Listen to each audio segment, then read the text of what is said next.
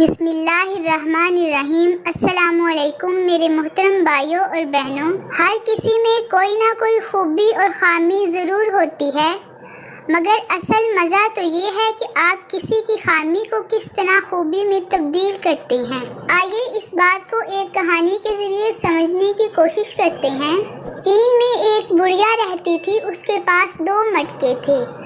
دونوں مٹکے بانس کے ڈنڈے کے ایک کنارے پر لٹکے ہوئے تھے۔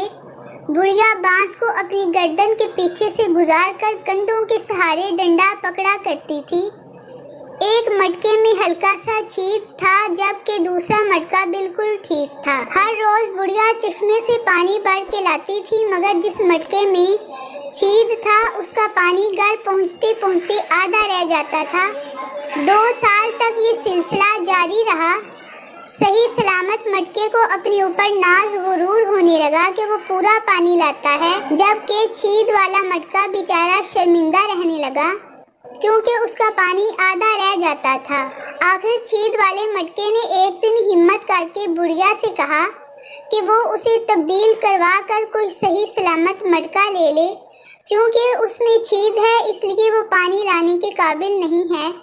بڑھیا نے یہ سنا تو مسکرانے لگی اور بولی، کیا تم نے غور نہیں کیا کہ تمہاری طرف والے راستے میں کتنے خوبصورت پھول اگے ہوئے ہیں؟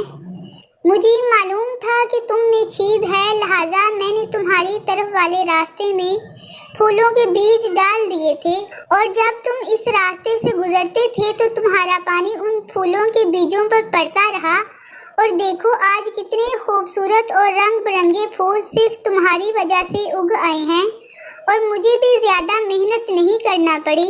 میں ان سب پھولوں کے گلدستے بنا کر اپنا گھر سجاؤں گی۔ میں تمہارے بغیر یہ سب نہیں کر سکتی تھی۔